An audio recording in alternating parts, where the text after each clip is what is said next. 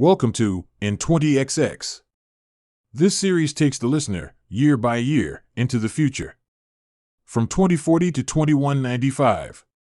If you like emerging tech, ecotech, futurism, permaculture, apocalyptic survival scenarios, and disruptive science, sit back and enjoy short stories that showcase my research into how the future may play out.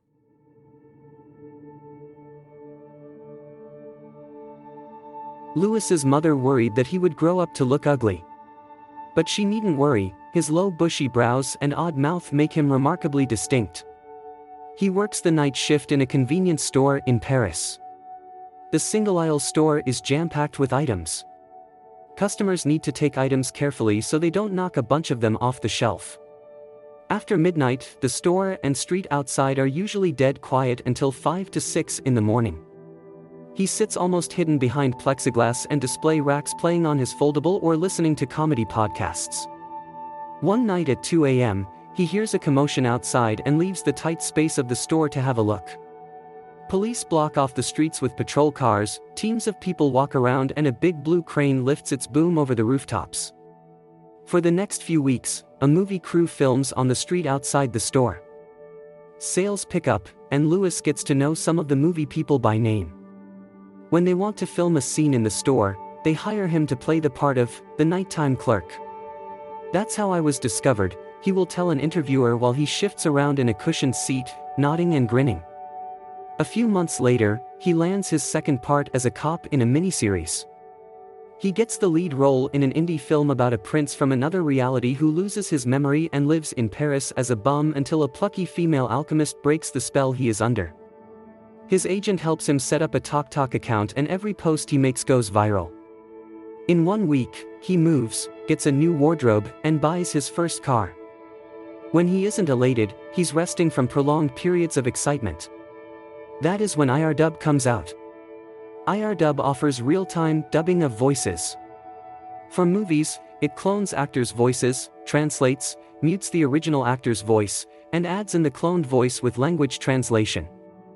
It matches the emotions of the actors and syncs dub to lip movement so that viewers almost never notice mouth movements not matching the voices. When this comes out, the viewership of movies from around the world makes a giant leap.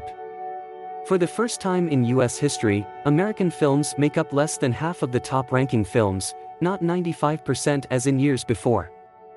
A Japanese film sets a new record as the most viewed film in the first 2 weeks after coming out. At a cast party, when Louis sees a clip of his first role IRDubbed, he stands and storms out of the room. "They stole my voice. No one asked my permission." Louis counts on his whiny canter.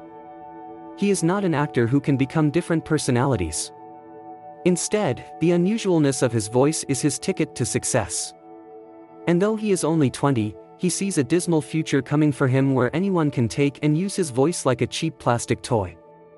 He hires a lawyer and sues IRDub.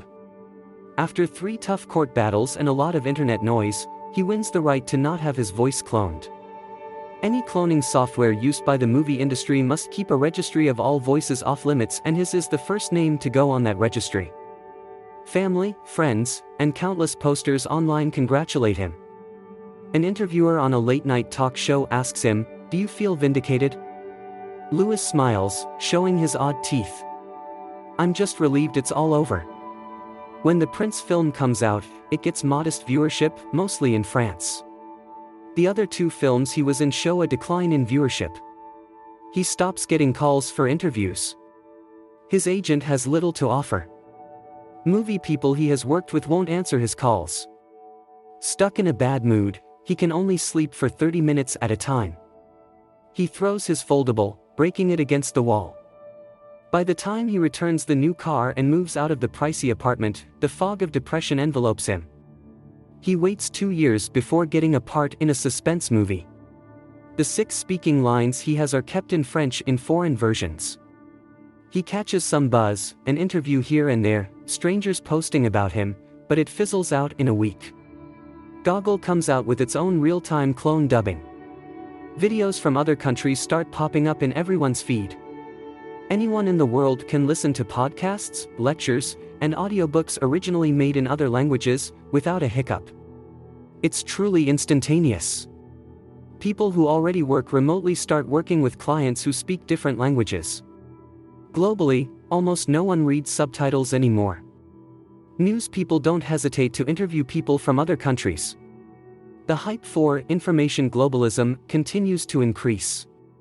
Many small but well-established companies that hired voice actors to dub movies shut their doors permanently. High-paid translators must retire or find different sources of income. Lewis becomes a bartender. He teaches himself English, then Spanish, then Italian. Once every few years, he gets a role with no speaking lines, and in his autumn years he enjoys some notoriety as the silent actor. One commentator introduces him this way: "You may have seen this actor in the background of your favorite movie and wondered, where have I seen him before?" Our next guest has been in 24 films and TV spots and has only spoken in 3 of them.